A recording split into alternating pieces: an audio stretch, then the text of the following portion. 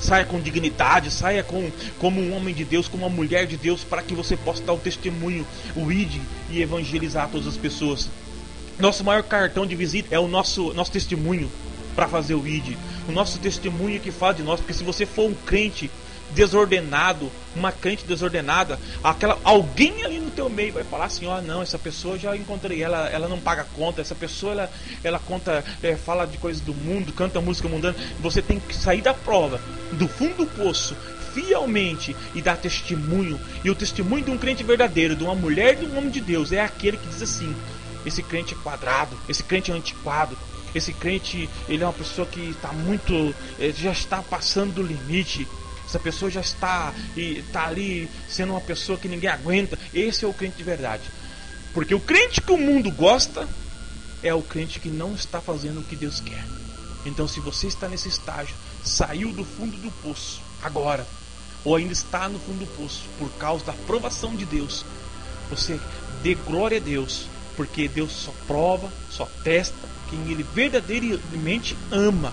E se você está passando como esses homens do passado que eu citei passou, é porque você é mais do que vencedor em Cristo Jesus, o Deus Todo-Poderoso. Glória a Deus.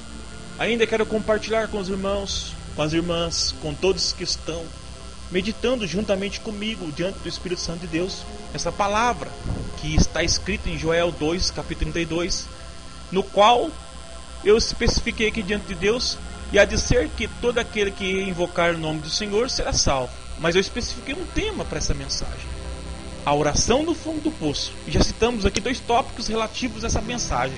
E eu gostaria de entrar aqui já rapidamente num terceiro tópico dessa mensagem, que é a oração no fundo do poço devido à desobediência. É possível, através de nós sermos já crentes, sermos já chamados de servos de Deus, chegarmos no fundo de um poço devido à nossa desobediência. É possível. É possível. Porque a desobediência, o próprio nome já fala, é algo não concordante com aquilo que Deus determinou.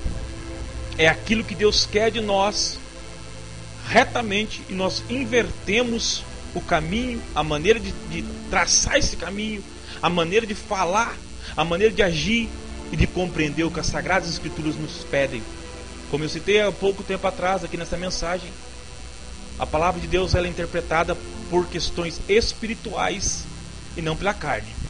Nós analisamos e vemos que no decorrer de uma vida cristã, de uma vida espiritual, nós chegamos a uma onda chamada na eletricidade senoidal. Uma onda senoidal, na eletricidade, ela significa um pico alto, um pico baixo, um pico negativo lá embaixo, um pico positivo lá em cima.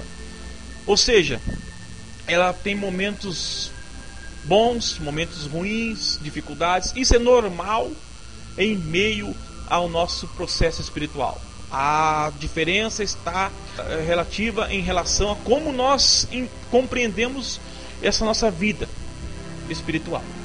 Muitos talvez não passem por tanto pico de diferença devido ao fato de ser realmente muito fiel a Deus, muito firme, muito constante de oração, em jejum, em leitura, em obras. Mas é comum e pode acontecer no decorrer da nossa vida espiritual nós chegarmos ao fundo do poço devido ao fato de nós estarmos em desobediência diante de Deus. A desobediência pode ser de várias formas, sendo uma pessoa na igreja e sendo outra em casa, sendo uma pessoa para com os outros e sendo outra pessoa dentro de casa, com nossos filhos, com nossa esposa. Inclusive, eu acho que um dos pecados mais terríveis que tem no meio cristão é a chamada hipocrisia. A hipocrisia é algo que está assolado dentro da igreja. A hipocrisia está nos pastores, nos evangelistas, nos chamados cantores. Em todos os lugares a hipocrisia está prevalecendo. Por quê? A pessoa fala uma coisa no altar e vive outra. E seria muito bom, importante, vivermos aquilo que nós falamos. Ou seja, aquilo que a boca soltar, o coração está cheio. Mas como o mundo ele é cheio de artistas do Evangelho, pessoas chegam ao fundo do poço por ser um artista diante dos homens, mas a mão de Deus, o olhar sagrado, como o olhar como chama de fogo, ele alcança todos os lugares. Não pense que você está enganando seu pastor, que você está enganando seu membro, que você está com um grande êxito, porque a Deus ninguém engana, ninguém consegue, porque Deus é fiel, Deus é sincero, Deus é perfeito.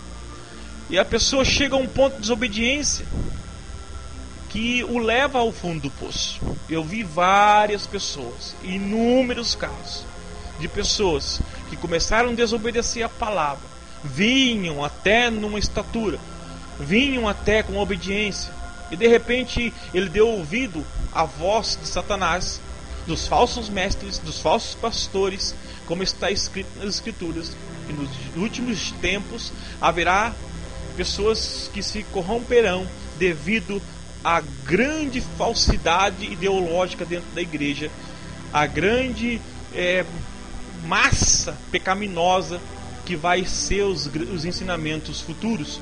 E é o que está acontecendo.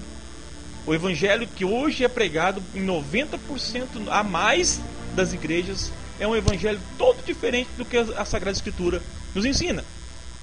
Como, por exemplo, temas polêmicos que sempre foram e sempre vão ser, como o uso e costume, como o segundo casamento, que graças a Deus o Senhor já abriu meu entendimento para saber que aquilo que Deus juntou, o homem não o separe. Mas hoje os pastores eles estão tomando o lugar de Deus, estão abolindo tudo. Não, você pode fazer, não pode ficar tranquilo, que Deus quer o seu coração. Estão ensinando algo antibíblico, porque a Bíblia está escrito que Deus quer o corpo, a alma e o espírito preparado e preservado para o dia da redenção. Então nós analisamos um exemplo, um crente chamado Saul, o primeiro monarca de Israel, o primeiro rei instituído por Samuel, que ficou muito triste quando o povo de Israel chegou para ele e falou: não, nós não queremos mais um profeta tomando conta de nós, nós queremos um rei que nos entre e saia conforme todas as nações. O que abalou grandemente um grande homem do passado, crente, chamado Samuel, um profeta de Deus. E nós analisamos que Deus falou: não, Samuel, não se preocupe, porque eles não têm rejeitado a você, eles estão rejeitando a mim. E se eles estão rejeitando a mim, faça conforme eles estão pedindo, e saberão que um rei ele vai instituir leis e eles vão ter que obedecer, porque se é isso que eles querem, assim será. E Saul veio, Samuel encontrou, profetizou na vida dele, falou todas aquilo que Deus colocou no seu coração, e ele foi o primeiro rei de Israel. No decorrer da trajetória de sua vida, tudo estava indo muito bem, vitórias, o rei, o povo, tudo alegre.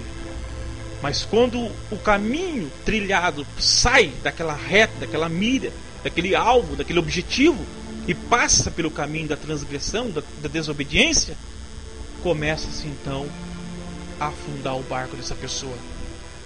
Conforme nós sabemos que um abismo chama o outro, certamente Ramã, aquele homem maldoso, ali no livro de Esther, quando a sua mulher viu que realmente estava começando a cair as contradições que ele anunciava, ela falou para ele: agora você começou a se perder diante do Deus realmente desse homem. E realmente ele acabou sendo enforcado na própria forca que preparou para o homem de Deus.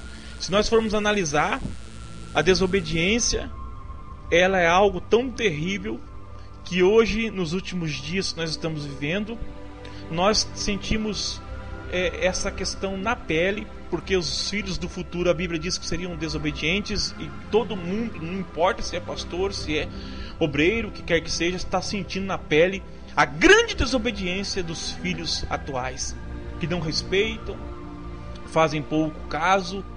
Isso é algo que nos possa ser analogicamente comparativo a essa desobediência que eu estou querendo, diante do Espírito Santo, que os irmãos venham a compreender e entender.